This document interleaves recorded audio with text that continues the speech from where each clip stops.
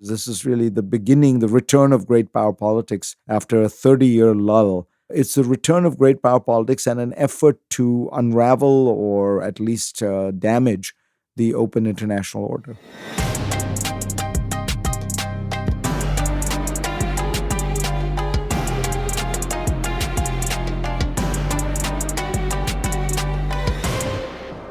Hello and welcome to Independent Thinking, the weekly podcast from Chatham House. I'm Bronwen Maddox. That was Fareed Zakaria speaking on this podcast.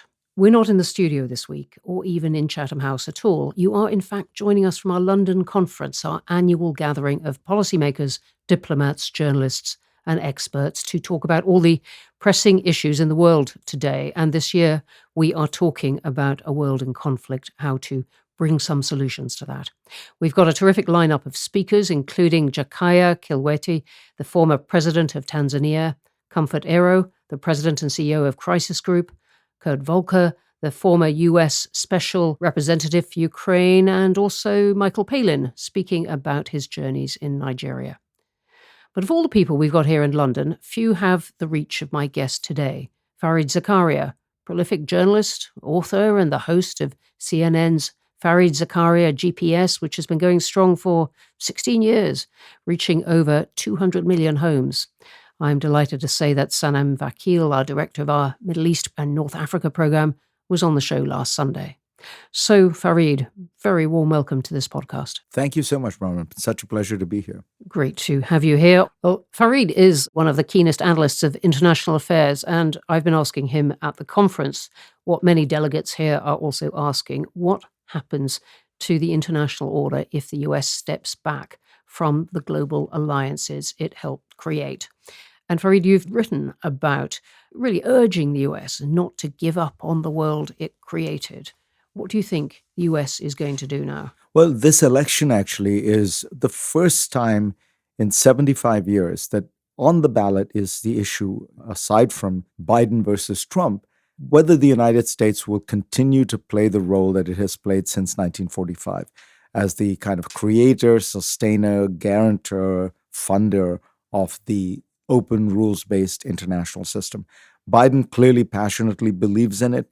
I'd say Trump, we're never sure what he believes, but he seems much more suspicious of it and seems to return us to an older strain of American isolationism and unilateralism, a kind of fortress America. And in some ways, he's scratching a very old itch. The Republican Party has historically been isolationist. It was deeply isolationist right up to Pearl Harbor.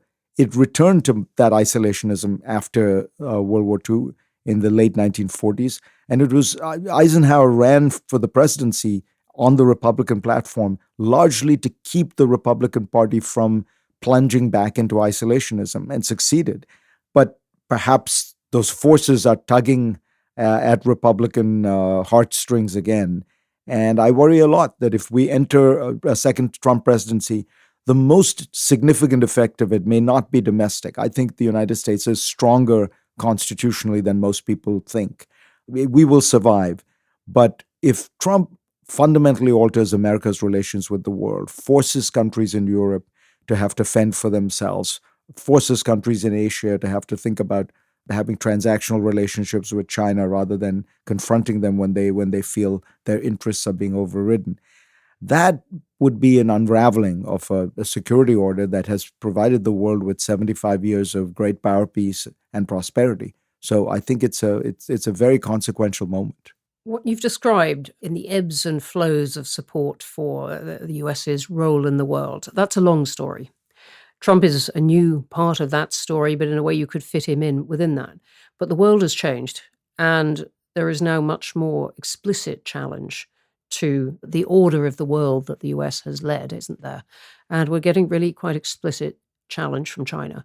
Yeah, we're actually getting a concerted, I'm not sure I would describe it as completely coordinated, but certainly a concerted challenge from three different powers, two global great powers and one regional power. The Russians, of course, are blatantly attacking the liberal international order by attacking the fundamental principle that no territorial annexations that are forged in conquest will be recognized and ratified. That surprisingly, most people don't realize is a tenet of the international order that has held up remarkably well since 1945. There are vanishingly few cases where that kind of territorial annexation has been legitimized, ratified, or even accepted. That's why I think Russia's invasion of Ukraine is such a violation. In East Asia, you have the Chinese trying slowly but steadily to assert themselves as the principal power of the Asia Pacific and replace the United States from that role. And in the Middle East, you have Iran with its allies, kind of using an asymmetrical strategy, relying on non-state actors like Hezbollah and Hamas and the Houthis to try and upend the American-led security system there. So you have, for the first time really in 30 years, this is really the beginning, the return of great power politics after a 30-year lull since which we went into after the fall of communism. It's the return of great power politics and an effort to unravel or at least damage the open international order. What did you make of Russia's meeting, President Putin's meeting at North Korea this week? Obviously, they had a contact a year ago, and people took that perhaps at that time as a sign that Russia was really desperate for weapons. But now it looks like something more planned, doesn't it? As you said, a conscious alliance against the West. I think so, and it reminds us how far we've fallen. So Russia was one of the original great powers that was monitoring North Korea's nuclear program. It was part of the framework that kept the North Korea's nuclear program somewhat in check. It was the Chinese who were tending to provide North Korea with food and fuel and occasionally illicit technology. The Russians had been very good about monitoring North Korea, sanctioning North Korea, and we're in a completely different world. Those constraints are all broken. The Russians are openly siding with North Korea. I think that you're right. It's a more solid alliance now because the Russians realize they on an ongoing basis, they're going to need a lot more armament. But what worries me the most is what are they giving in return?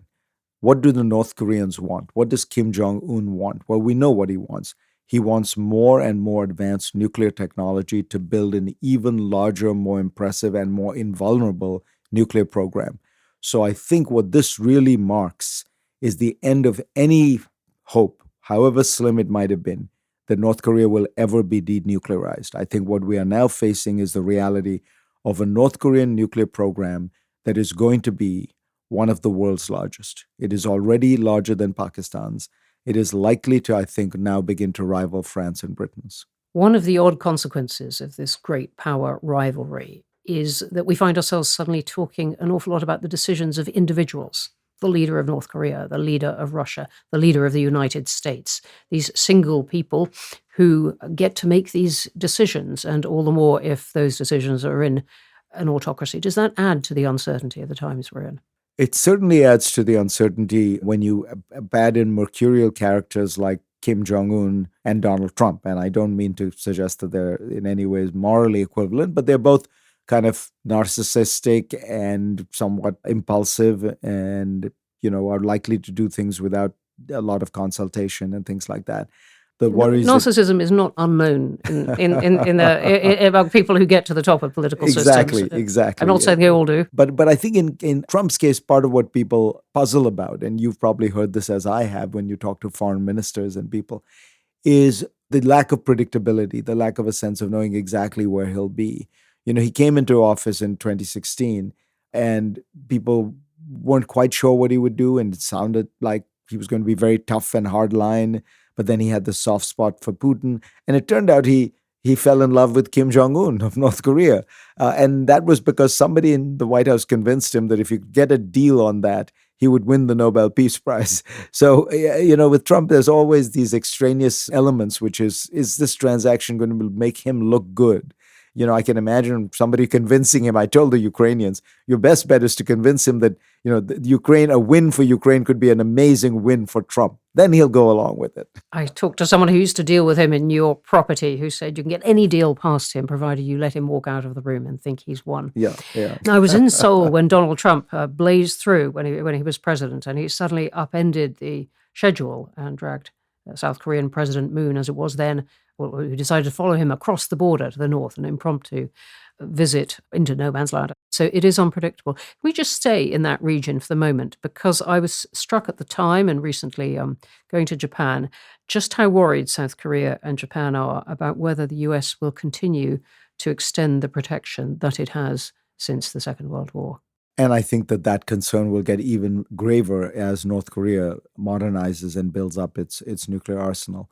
Look, the whole Western security system, or, and I mean West in the kind of almost cultural sense in which Japan and South Korea are part of it, has rested on this central question, which is, will the United States trade New York for Berlin? Will it trade New York for Tokyo? You're meaning in the event of nuclear attack? The ultimate event of a nuclear war, would the United States be willing to put its cities under the enemy's eye because it had to defend Europe or Japan or South Korea? And the U.S. has always said in an unqualified way, yes, we will do that. That is the essence of NATO Article 5. That is the essence of protecting Japan and South Korea. And we all know it's a bit of a bluff. We are trying to achieve deterrence where nobody is absolutely sure whether that would happen. And I think anything that the United States president does that weakens that resolve is just terrible for deterrence, because you really don't want countries wondering either on our adversaries or our friends. And with Trump, you do have that sense that his heart is not in this alliance. His heart is not in America's mission in this respect. And people can sense it on both sides, the friends and the foes. Even the friends, I'm thinking of South Korea, saying, well, he's not with us, musing about whether or not South Korea would want nuclear weapons, or as their officials put it, whether public opinion would lead us that way, given that most of the neighbors have them, and so on. Let's try and turn this in a slightly more optimistic direction, because there is an easy route to gloom once one starts talking, particularly about North Korea and nuclear weapons. Would you say that we could take confidence from the fact that the US and China realize how calamitous an actual hot war between them would be and really don't want to have that? I do think so. I think that even talking about this as a new Cold War, I think misses the complexity of the relationship.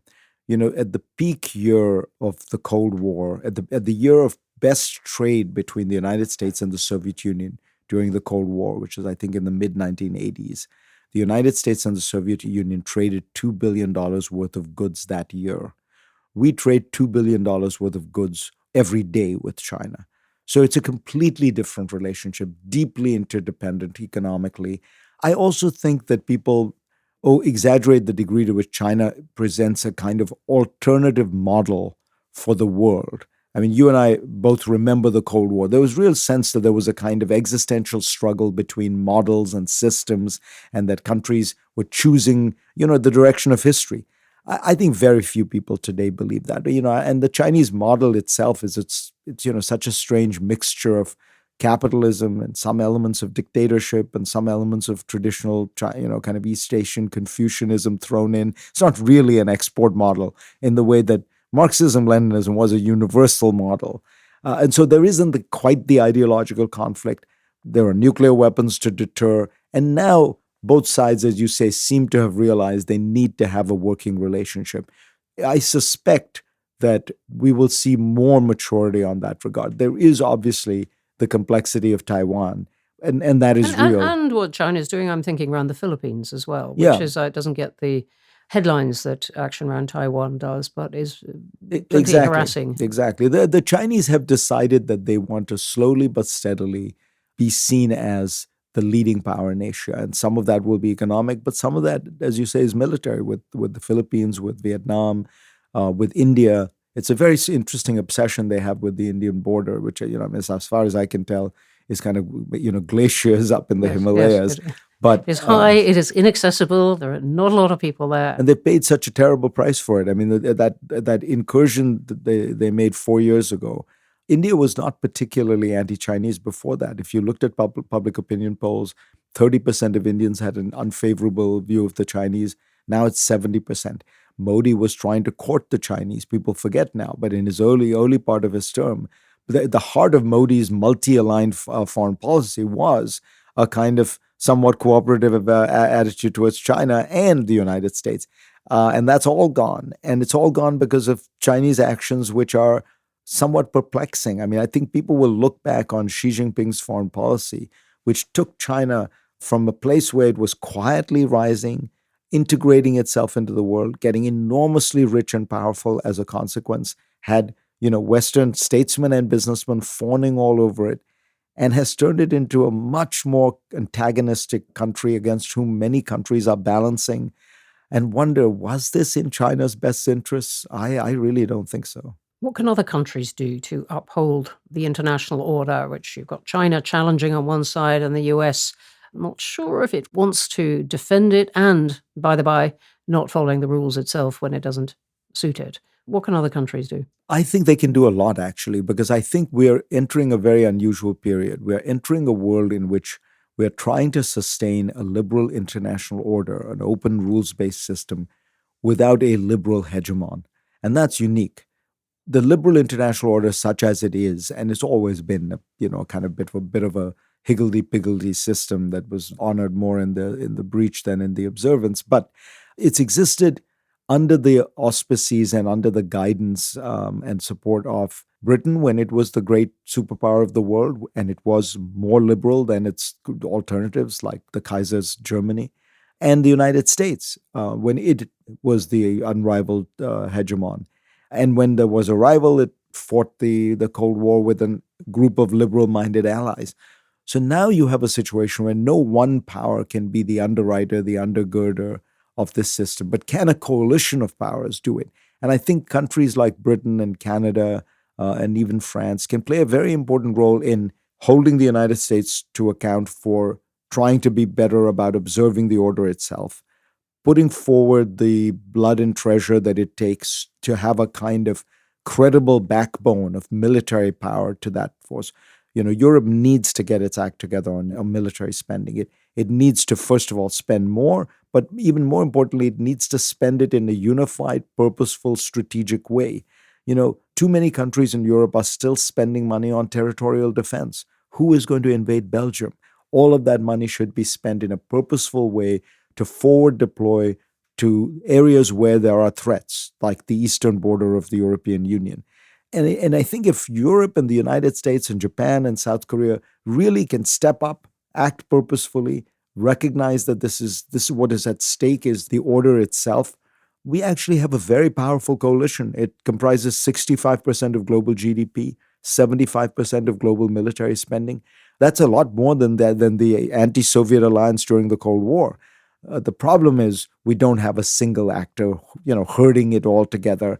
The U.S. is the leader, but in a world in which countries are much more willing to exercise their own power, it's a much more... A reluctant leader of a much noisier and stronger-minded group of countries. Well put. It's like herding cats, not sheep. Okay, so what would you say to, I guess, one of those cats, the next British Foreign Secretary, very likely to be someone called David, whether Lammy or the incumbent Cameron? I think that Britain's great challenge right now is to return to a kind of genuinely internationalist perspective. I have met and interviewed every British prime minister since Margaret Thatcher. I haven't interviewed Liz Truss, and I should, or Still Rishi possible. Sunak. What to me was striking about them was from Thatcher to Blair to Brown to Cameron, you had a very consistent view that Britain was not, in the first tier of powers, US and China, but at the very top of the second tier, because it had a UN veto, it had nuclear weapons, it had a powerful army that it was willing to deploy and could be forward deployed, and it had lots of ideas about how to, help create a better, more stable world. And that putting that all together it punched way above its weight, and it should. Since Brexit, what I am struck by is how Great Britain has become Little England. There is much less interest in the world. There's a lot of navel gazing. Elections are all about the NHS and its services. And I understand that. We do that in the United States too. But I think it's a great loss for Britain, but it's also a great loss for the world. So, for instance, Britain in Europe was the most powerful force for the Atlantic Alliance, for markets and liberalism and liberal reform, for a kind of global perspective and a strategic foreign policy. Brexit has been a tragedy for Britain, but also for Europe. So there has to be a rediscovery of Britain's global role and global ambitions. My own view is it has to, in large part, go through Europe. Britain is not big enough and powerful enough to play some kind of freelance role. It must find a way, whether it's in the European Union or not, to ally with like-minded liberal European powers and say we will together have much greater weight than we could have individually. I wonder if that is happening already. I agree with you. And many roads lead to Europe, as we wrote about in a recent report on the choices facing Britain in its foreign policy. But I just noticed at Chatham House a kind of tentative but encouraging directness now in Britain dealing with other countries it didn't deal as directly with before, whether it's New Zealand or Australia. Obviously, these trading relationships are quite small, but there is a directness which there was not when it was done through the European Union. And out of that, perhaps we will see emerging a stronger sense of how Britain intends to play itself in the world. Let's hope so, because as I say, I think the world, particularly those of us who believe in an open liberal system, Britain was one of the greatest upholders of it and one of the greatest articulators of the benefits of it. And to have lost that voice has been bad for all of us. That voice is not silent at today's conference, but we are going to have to stop there. A huge thank you to you, Fareed Zakaria. And to those listening, you probably do already follow him on X, but just in case you don't, the details will be in the show notes. And his book is The Age of Revolutions. And I am partway through those revolutions in reading it. Very good luck with that. To watch all of our keynote speakers from this conference, do go to our website, chathamhouse.org, and you'll find there as well clips of our panel discussions, some behind-the-scenes access. That means key speakers running down the curved corridors of the St Pancras Hotel. And do keep an eye on our social media platforms. Just search for Chatham House. Reminder, too, that you can find all the episodes of Independent Thinking on all major platforms, as well as through our social media. So please do like, follow, subscribe. After another overbusy week in domestic and international affairs, goodbye from me, Bronwen Maddox. See you next week.